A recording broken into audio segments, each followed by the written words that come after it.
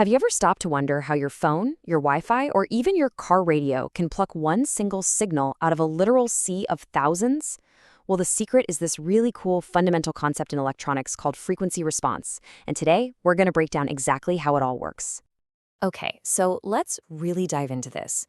Just think about it for a second. Right now, wherever you are, radio waves, Wi-Fi signals, cell signals, they are all flying through the air around you. It's a total mass of information. So how in the world does one little device, like your radio, manage to ignore all of that chaos and just lock on to the one single station you want to listen to?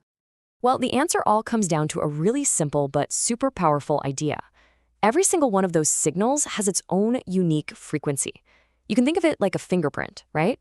No two are exactly alike. And here's the cool part.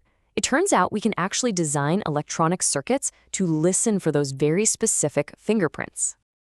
That's right, a circuit isn't just some dumb passive wire for electricity. It has a personality. Its behavior, how much signal it decides to let through versus how much it blocks, it changes, sometimes dramatically, all depending on the frequency of the signal you feed it.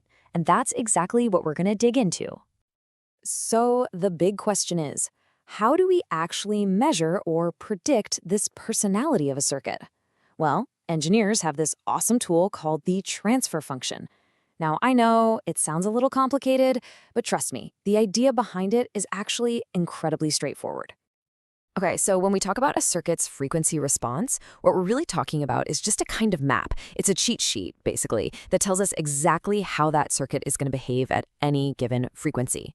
Is it going to boost the signal? Is it going to cut it down? Or is it just going to let it pass right on through? And here's the thing that's so cool about this. It's just so simple. The transfer function, which you'll see written as h of omega, is nothing more than a simple ratio. Seriously, you just take what comes out of the circuit and divide it by what you put in. That one little fraction tells you everything you need to know about how that circuit is behaving at that specific frequency. And check this out. That simple idea of output over input is super flexible. If we're talking about voltage, we call it voltage gain. If we're talking about current, it's current gain. You can even mix and match them. But at the end of the day, it's all the exact same fundamental principle at work. Okay, so this is where things get really fun. Now that we have a way to measure and predict how a circuit will act, we can flip the script. We can start designing circuits with a very specific job in mind. We can actually build them to intentionally shape that frequency response, and that's how we create what are called electronic filters. And you won't believe how simple this can be. With just two basic components, a resistor and a capacitor, we can build the two most fundamental types of filters. You've got your low-pass filter, which is kind of like a bouncer that only lets the low, bassy frequencies in. Then, you literally just swap the position of those two parts, and boom, you get a high-pass filter that does the exact opposite. It's awesome. But wait a minute, this brings us right back to our radio problem, doesn't it? A simple filter that just blocks high stuff or low stuff isn't going to cut it. We need something more sophisticated. We need a way to zero in on one specific station, right in the middle, and reject everything else, both above and below it. And the way we do that, well, the answer is a beautiful phenomenon in physics called resonance.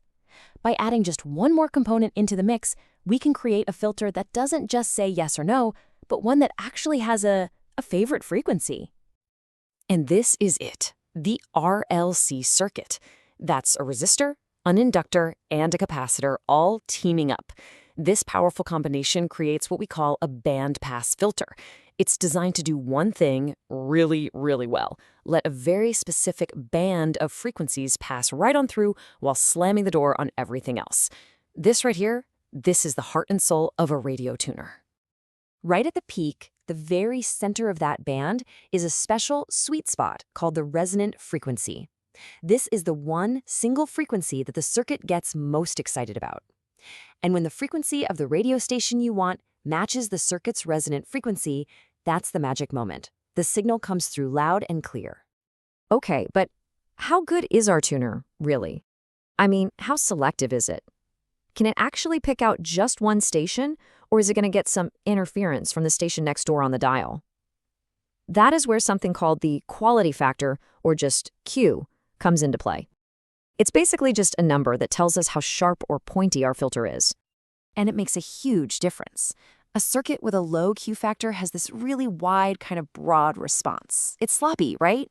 It might let a few stations bleed into each other. But a circuit with a high Q factor, that has a super sharp, very narrow peak. It's like a surgical tool, allowing it to perfectly isolate the one station you want to hear and nothing else. So just how high can this Q number get? Well, to put this in perspective, get this. In really high-frequency microwave circuits, like the ones packed inside your smartphone, the Q factor can be greater than 1,000. That is an absolutely incredible level of precision. Just mind-blowing, really. So look how far we've come. We started with a simple radio tuner, and now we're talking about the unbelievably precise circuits inside your phone. And it turns out, this whole idea of frequency response, it's not some niche, nerdy topic. It is a fundamental pillar of pretty much all modern technology. I mean, just think about it for a second. This is the science that lets your Wi-Fi router pick a channel so it doesn't clash with your neighbors. It's how the equalizer on your music app works when you boost the bass. That's just a low-pass filter. Or when you crank the treble, that's a high-pass filter. From the phone in your pocket to the MRI machine at the hospital, literally any technology that needs a clean, interference-free signal is built on these exact principles. It's such a powerful idea when you boil it down, isn't it? We're basically teaching a chunk of silicon and copper how to listen for one specific voice in a massively crowded room. And as our technology gets better and better at making these filters more and more selective, you kind of have to wonder, what's next? What other signals are out there filling the air all around us that we're only just now learning how to tune into?